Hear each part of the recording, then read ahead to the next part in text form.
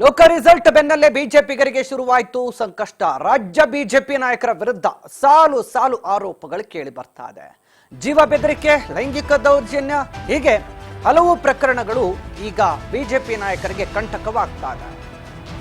ಒಂದ್ ಕಡೆ ಲೋಕಸಭೆ ರಿಸಲ್ಟ್ ಬಂದ ಬಳಿಕ ಬಿಜೆಪಿ ನಾಯಕರಲ್ಲಿ ಆತಂಕ ಶುರುವಾಗಿದೆ. ರಾಜ್ಯ ಬಿಜೆಪಿ ನಾಯಕರ ವಿರುದ್ಧ ಕೇಳಿ ಬರ್ತಾ ಇದೆ ಸಾಲು ಸಾಲು ಆರೋಪಗಳು. ಜೀವ ಬೆದರಿಕೆ, ಲೈಂಗಿಕ ದೌರ್ಜನ್ಯ, ಮಾಜಿ ಸಿಎಂ ನೂತನ ಸಚಿವರ ಪುತ್ರರಿಗೆ ಢವಢವ ಶುರುವಾಗಿದೆ. ಪ್ರತಿಜ್ಞಾವಿಧಿ ಸ್ವೀಕರಿಸಿದ ಬೆನ್ನಲ್ಲೇ ಕೇಂದ್ರದ ಮಂತ್ರಿಗೆ ಈಗ ಟೆನ್ಷನ್. ಯಾರವರು ಕೇಂದ್ರದ ಮಂತ್ರಿ? ಹಾಗಾದ್ರೆ ಲೋಕ ರಿಸಲ್ಟ್ ಬೆನ್ನಲ್ಲೇ ಬಿಜೆಪಿಗರಿಗೆ ಶುರುವಾಯಿತು ಸಂಕಷ್ಟ. ಇದರಲ್ಲಿ ಮಾಜಿ ಸಿಎಂ ಮತ್ತು ಕೇಂದ್ರ ಸಚಿವರಾಗಿ ಪ್ರಮಾಣ ವಚನ ಸ್ವೀಕರಿಸಿದ ಬಳಿಕ ಕಂಟಕ ಶುರುವಾಗಿದೆ. ಜೀವ ಬೆದರಿಕೆ ಬಂದಿದೆ. ಮತ್ತೊಬ್ಬರಿಗೆ ಲೈಂಗಿಕ ದೌರ್ಜನ್ಯ ಪ್ರಕರಣದಲ್ಲಿ ಆತಂಕ ಶುರುವಾಗಿದೆ. ಈ ನಿಟ್ಟಿನಲ್ಲಿ ಸಾಲು ಸಾಲು ಪ್ರಕರಣಗಳಿಂದ ಈಗ ಬಿಜೆಪಿ ನಾಯಕರಲ್ಲಿ ಡವ ಶುರುವಾಗಿದೆ. ಇತ್ತ ಲೋಕಸಭೆ ಚುನಾವಣೆ ಮುಗಿದಿದ್ದು ಬಿಜೆಪಿ ನಾಯಕರೀಗ ಸಾಲು ಸಾಲು ಸಂಕಷ್ಟಗಳಿಗೆ ಗುರಿ ಆಗ್ತಾ ಇದ್ದಾರೆ. ಹಲವು ಕಂಟಕಗಳನ್ನ ಎದುರಿಸುವಂತ ಪರಿಸ್ಥಿತಿ ಸದ್ಯ ಬಿಜೆಪಿ ನಾಯಕರಲ್ಲಿ ಕಂಡು ಬರ್ತಾ ಇದೆ. ಒಬ್ಬರಿಂದ ಒಬ್ರು ಈಗ ಆತಂಕಕ್ಕೀಡಾಗ್ತಾ ಇದ್ದಾರೆ. ಕೇಂದ್ರ ಸಚಿವ ವಿ ಸೋಮಣ್ಣ ಪುತ್ರನಿಂದ ಜೀವ ಬೆದರಿಕೆ ಅಂತೆ. ವಿ ಸೋಮಣ್ಣ ಪುತ್ರನಿಂದ ವ್ಯವಹಾರದಲ್ಲಿ ವಂಚನೆ, ಬೆದರಿಕೆ ಆರೋಪ ಕೇಳಿ ಬಂದಿದೆ. ಜೀವ ಬೆದರಿಕೆ, ಕಿಡ್ನಾಪ್ ಆರೋಪ ದಾಖಲಾಯಿತು. ದೂರು ಕೇಂದ್ರ ಸಚಿವ ಸೋಮಣ್ಣ ಪುತ್ರ ಅರುಣ್ ವಿರುದ್ಧ ಎಫ್ಐಆರ್ ದಾಖಲಾಗಿದೆ. ಈವೆಂಟ್ ಮ್ಯಾನೇಜ್ಮೆಂಟ್ ಕಂಪನಿಯ ವ್ಯವಹಾರದಲ್ಲಿ ವಂಚನೆ ಮಾಡಿರುವ ವಿಚಾರಕ್ಕೆ ಸಂಬಂಧಪಟ್ಟಂತೆ ವಿ ಸೋಮಣ್ಣ ಪುತ್ರನಿಗೆ ಈವೆಂಟ್ ಮ್ಯಾನೇಜ್ಮೆಂಟ್ ಕಂಪನಿಯ ದಂಪತಿಗಳು ವಂಚನೆ ಆರೋಪ ಮಾಡಿದ್ದಾರೆ. ವಿ ಸೋಮಣ್ಣ ಪುತ್ರ ಈವೆಂಟ್ ಮ್ಯಾನೇಜ್ಮೆಂಟ್ ಕಂಪನಿಗೆ ಧೋಖಾ ಮಾಡಿದ್ರ? ಹಾಗಾದ್ರೆ ಎಫ್ಐಆರ್ ಮಾಡಿರುವಂತ ಈವೆಂಟ್ ಮ್ಯಾನೇಜ್ಮೆಂಟ್ ಕಂಪನಿಯ ದಂಪತಿಗಳು ಇಂಥದ್ದೊಂದು ಗಂಭೀರ ಆರೋಪವನ್ನ ವಿ ಸೋಮಣ್ಣ ಅವರ ಪುತ್ರನ ವಿರುದ್ಧ ಮಾಡಿರುವಂಥದ್ದು.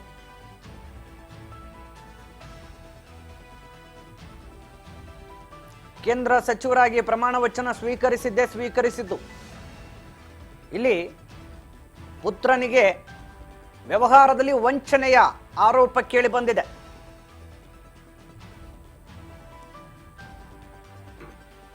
ಕೇಂದ್ರ ಸಚಿವ ಸೋಮಣ್ಣ ಪುತ್ರ ಅರುಣ್ ಇದಾರಲ್ಲ, ಅರುಣ್ ವಿರುದ್ಧ ಕೇಳಿ ಬಂದಿರುವಂತ ಆರೋಪ ಇದು. ಈವೆಂಟ್ ಮ್ಯಾನೇಜ್ಮೆಂಟ್ ಕಂಪನಿ ಜೊತೆ ವ್ಯವಹಾರ ಮಾಡ್ತಿದ್ರು, ಅಲ್ಲಿ ವಂಚನೆ ಮಾಡಿದ್ದಾರೆ. ವ್ಯವಹಾರದಲ್ಲಿ ದಂಪತಿಗಳಿಗೆ ಮೋಸ ಆಗಿದೆ ಅಂತ ದಂಪತಿಗಳೀಗ ಪೊಲೀಸ್ ಠಾಣಾ ಮೆಟ್ಟಿಲೇರಿದ್ದಾರೆ. ಎಫ್ಐಆರ್ ಅನ್ನು ಕೂಡ ದಾಖಲಿಸಿದ್ದಾರೆ. ರಾಜ್ಯ ಬಿಜೆಪಿ ನಾಯಕರಿಗೆ ಒಬ್ಬರಿಗೆ ಈಗ ಶಾಕ್ ಮೇಲೆ ಶಾಕ್. ಕಿಡ್ನಾಪ್, ಜೀವ ಬೆದರಿಕೆ ಆರೋಪದಲ್ಲಿ ಅರುಣ್ಗೆ ಈಗ ಬಂಧನದ ಭೀತಿ ಇದೆ. ಬೆಂಗಳೂರಿನ ಸಂಜಯ್ ನಗರದ ಎಇಸಿಎಸ್ ನಿವಾಸಿಯಿಂದ ದೂರನ್ನ ಕೊಡಲಾಗಿದೆ. ತೃಪ್ತಿ ಹೆಗ್ಡೆ, ಮಧ್ವರಾಜ್ ಎಂಬುವರು ದೂರನ್ನ ಸಲ್ಲಿಕೆ ಮಾಡಿದ್ದಾರೆ. ಕಿಡ್ನಾಪ್ ಹಾಗೂ ಜೀವ ಬೆದರಿಕೆ ಈ ಆರೋಪದಡಿ ಕೇಂದ್ರ ಸಚಿವನ ಪುತ್ರನಿಗೆ ಈಗ ಸಂಕಷ್ಟ ಕಟ್ಟಿಟ್ಟ ಬುತ್ತಿ. ಬೆಂಗಳೂರಿನ ಸಂಜಯ್ ನಗರದ ನಿವಾಸಿಗಳು ಮಾಡಿರುವಂತಹ ದೂರಿದು. ತೃಪ್ತಿ ಹೆಗಡೆ ಅಂತ ಮತ್ತು ಮಧ್ವರಾಜ್ ಅಂತ ಇಬ್ರು ದಂಪತಿಗಳು ಹೋಗಿ ದೂರನ್ನ ದಾಖಲಿಸಿ ಬಂದಿದ್ದಾರೆ. ಈಗ ಈ ದೂರು ದಾಖಲಾದ ಬೆನ್ನಲ್ಲೇ ವಿ ಸೋಮಣ್ಣ ಪುತ್ರ ಅರುಣ್ಗೆ ಬಂಧನದ ಭೀತಿ ಶುರುವಾಗಿದೆ. ಸಾಲು ಸಾಲು ಬಿಜೆಪಿ ನಾಯಕರನ್ನ ಹಾಗಾದ್ರೆ ವಶಕ್ಕೆ ಪಡೆಯಲಿದ್ದಾರಾ? ರಾಜ್ಯ ಕಾಂಗ್ರೆಸ್ ನಾಯಕರ ಪ್ರಭಾವ ಇದೆಯಾ? ಪೊಲೀಸ್ ಇಲಾಖೆ ಏನ್ ಕ್ರಮ ತೆಗೆದುಕೊಳ್ಳುತ್ತೆ? ಇವೆಲ್ಲವೂ ಕೂಡ ಈಗ ರಾಜಕೀಯವಾಗಿ ಚರ್ಚೆ ಆಗ್ತಾ ಇರೋದು.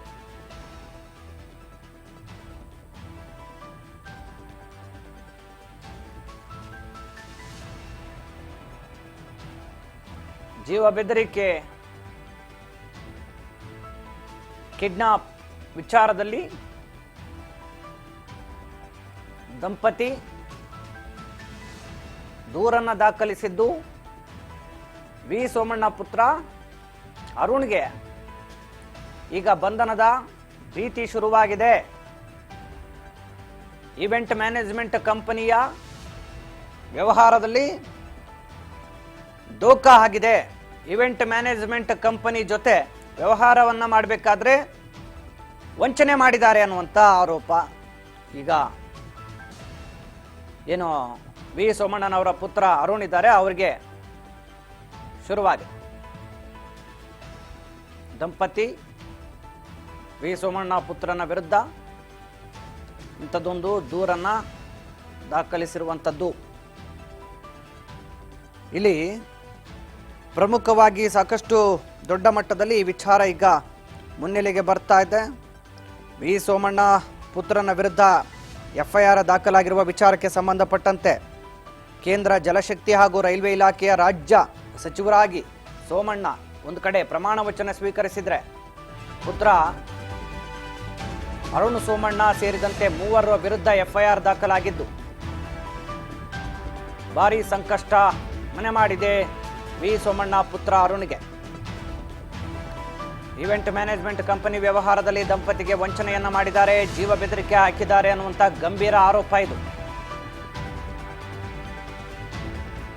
ಬೆಂಗಳೂರಿನ ಸಂಜಯ್ ನಗರದ AECS ನಿವಾಸಿ ತೃಪ್ತಿ ಹೆಗಡೆ ಈ ದೂರನ್ನ ದಾಖಲಿಸಿದ್ದಾರೆ. 37ನೇ ಹೆಚ್ಚುವರಿ ಚೀಫ್ ಮೆಟ್ರೋಪಾಲಿಟನ್ ಮ್ಯಾಜಿಸ್ಟ್ರೇಟ್ ನ್ಯಾಯಾಲಯ ಆದೇಶವನ್ನ ಕೊಟ್ಟಿರುವ ಮೇರೆಗೆ ಅರುಣ್ ಸೋಮಣ್ಣ ಅವರಲ್ಲದೆ ಜೀವನ್ ಕುಮಾರ್ ಮತ್ತು ಪ್ರಮೋದ್ ರಾವ್ ಎಂಬುವವರ ವಿರುದ್ಧ ಕೂಡ FIR ಈಗ ದಾಖಲಾಗಿದೆ. ಇನ್ನು ಬಂಧನದ ಭೀತಿ ಹಿನ್ನೆಲೆ ವಿ ಸೋಮಣ್ಣ ಪುತ್ರ ಅರುಣ್ ಈಗ ನಾಪತ್ತೆ ಆಗಿದ್ದಾರೆ. ಯಾವೆಲ್ಲ ಸೆಕ್ಷನ್ ಹಾಕಲಾಗಿದೆ ಅನ್ನುವಂಥ ಮಾಹಿತಿ ಕೂಡ ಸಿಗ್ತಾ ಇದೆ. IPC ಸೆಕ್ಷನ್ 506, 334, 504, 387, 420, 477A, 323, 327, 347 ಹಾಗೂ 354 ಅಡಿ ಮಾನಸಿಕ ಮತ್ತು ದೈಹಿಕ ಹಿಂಸೆ, ಅವಮಾನ, ಜೀವ ಭಯ, ವಂಚನೆ, ಅಪಹರಣ ಮತ್ತಿತರ ಆರೋಪಗಳನ್ನು ಹೊರಿಸಲಾಗಿದ್ದು ಇದು ಜಾಮೀನು ರಹಿತ ಪ್ರಕರಣ ಆಗಿದೆ. ಈಗ ಜಾಮೀನು ರಹಿತ ಪ್ರಕರಣದ ಆರೋಪವನ್ನ ವಿ ಸೋಮಣ್ಣ ಪುತ್ರ ಅರುಣ್ ಎದುರಿಸ್ತಾ ಇದ್ದಾರೆ. ಹೀಗಾಗಿ ಈಗ ಪೊಲೀಸರು ಯಾವುದೇ ಕ್ಷಣದಲ್ಲಿ ಬೇಕಾದರೂ ಅರುಣ್ರನ್ನ ವಶಕ್ಕೆ ಪಡಿಬಹುದು, ಬಂಧಿಸಬಹುದು. ಈ ಕಾರಣಕ್ಕೀಗ ಸದ್ಯ ವಿ ಸೋಮಣ್ಣ ಪುತ್ರ ತಲೆಮರೆಸಿಕೊಂಡಿದ್ದಾರೆ ಅನ್ನುವಂಥ ಮಾಹಿತಿ ಇದೆ. ಇನ್ನು ದೂರುದಾರರು ಏನೆಲ್ಲ ದೂರನ್ನ ಮಾಡಿದ್ದಾರೆ ಅಂತ ನೋಡ್ತಾ ಹೋಗೋಣ. ದೂರುದಾರರಾದಂಥ ತೃಪ್ತಿ ಹಾಗೂ ಮಧ್ವರಾಜ್ ಇಬ್ಬರು ಈವೆಂಟ್ ಮ್ಯಾನೇಜ್ಮೆಂಟ್ ಕಂಪನಿ ನಡೆಸ್ತಿದ್ರು. ಸುಮಾರು 23 ವರ್ಷಗಳಿಂದ ಮಾರ್ಕೆಟಿಂಗ್, ಸರ್ವಿಸ್ ಮತ್ತು ಈವೆಂಟ್ ಮ್ಯಾನೇಜ್ಮೆಂಟ್ ಕೆಲಸಗಳಲ್ಲಿ ತೊಡಗಿಸಿಕೊಂಡಿದ್ರು. ಈ ಮಧ್ಯೆ 2013ರಲ್ಲಿ ಸರ್ಕಾರಿ ಕಾರ್ಯಕ್ರಮವೊಂದನ್ನು ಮಧ್ವರಾಜ್ ಆಯೋಜನೆ ಮಾಡಿದ್ರು. ಅರುಣ್ ಸೋಮಣ್ಣ ಅವರ ಪರಿಚಯ ಆಗಿತ್ತು. ಅದಾದ ನಂತರ 2017ರಲ್ಲಿ ಅರುಣ್ ಸೋಮಣ್ಣ ಪುತ್ರಿಯ ಹುಟ್ಟುಹಬ್ಬದ ಕಾರ್ಯಕ್ರಮವನ್ನು ಮಧ್ವರಾಜ್ ಒಡೆತನದ ಕಂಪನಿಯಿಂದ ಆಯೋಜನೆ ಮಾಡಿದ್ರು. ಅಚ್ಚುಕಟ್ಟಾಗಿ ಕಾರ್ಯಕ್ರಮ ನಡೆಸಿದ್ರಿಂದ ಅರುಣ್ ಸೋಮಣ್ಣ ಅವರು ಮಧ್ವರಾಜ್ ಜೊತೆ ಉತ್ತಮ ಬಾಂಧವ್ಯವನ್ನು ಕೂಡ ಹೊಂದಿದ್ರು. ಅರುಣ್ ಸೋಮಣ್ಣ ಸಲಹೆ ಮೇರೆಗೆ 2019ರಲ್ಲಿ ಅರುಣ್ ಮತ್ತು ಮಧ್ವರಾಜ್ ಜಂಟಿಯಾಗಿ ನೈಬರ್ಹುಡ್ ಎಂಬ ಈವೆಂಟ್ ಮ್ಯಾನೇಜ್ಮೆಂಟ್ ಕಂಪನಿಯನ್ನು ಪಾರ್ಟ್ನರ್ಶಿಪ್ ಅಲ್ಲಿ ಆರಂಭ ಮಾಡ್ತಾರೆ. ಈ ಕಂಪನಿಯಲ್ಲಿ ಮಧ್ವರಾಜ್ ಹೂಡಿಕೆಯನ್ನು ಮಾಡಿರಲಿಲ್ಲ. ಹೀಗಾಗಿ ಹೂಡಿಕೆ ಮತ್ತು ಪಾವತಿ ಹಾಗೂ ಸಂಗ್ರಹಣೆಯ ಸಂಪೂರ್ಣ ಜವಾಬ್ದಾರಿ ಅರುಣ್ ವಹಿಸಿಕೊಂಡಿರ್ತಾರೆ. ಆದರೆ ಕ್ರಮೇಣ ವ್ಯವಹಾರದಲ್ಲಿ ನಷ್ಟ ಉಂಟಾಯಿತು. ಆಗ ಮಧ್ವರಾಜ್ ಅವರು ಅರುಣ್ ಬಳಿ ವಿಚಾರಿಸಿದಾಗ ಯಾವುದೇ ಮಾಹಿತಿ ಕೂಡ ನೀಡಿರಲಿಲ್ಲ. ಆರಂಭದಲ್ಲಿ ತೃಪ್ತಿ ಹಾಗೂ ಅರುಣ್ ಕಂಪನಿಯ ಪಾಲುದಾರರಾಗಿದ್ದರು. ಇದಾದ ಬಳಿಕ ಅರುಣ್ ಅವರು ಮಧ್ವರಾಜ್ ಅವರನ್ನ ಕಂಪನಿಯ ಪಾಲುದಾರಿಕೆಗೆ ರಾಜೀನಾಮೆ ಕೊಡುವಂತೆ ಕಿರುಕುಳ ಕೊಡ್ತಾರೆ. ಮಧ್ವರಾಜ್ ಅವರನ್ನ ನೀವು ನಮ್ಮ ಜೊತೆ ಪಾರ್ಟ್ನರ್ಶಿಪ್ ಏನಿದೆ ಅದನ್ನ ರಾಜೀನಾಮೆ ಪಡ್ಕೊಂಡು ಹೊರಗೆ ಹೋಗಿ ಅಂತ ಕಿರುಕುಳ ಕೊಡ್ತಾರೆ. ಕಂಪ್ನಿಗೆ ಹೊಸ ಪಾಲುದಾರರನ್ನು ಸೇರ್ಪಡೆ ಮಾಡಿಕೊಳ್ತೀನಿ ಅಂತ ಕೂಡ ಹೇಳ್ತಾರೆ. ಮಧ್ವರಾಜ್ ಮತ್ತು ಕುಟುಂಬಕ್ಕೆ ನೀವೇನಾದರೂ ರಾಜೀನಾಮೆ ಕೊಡದೆ ಹೋದ್ರೆ ನಿಮ್ಮ ಕುಟುಂಬವನ್ನ ಏನು ಮಾಡ್ತೀನೋ ಗೊತ್ತಿಲ್ಲ ಅಂತ ಬೆದರಿಕೆ ಕೂಡ ಹಾಕ್ತಾರೆ.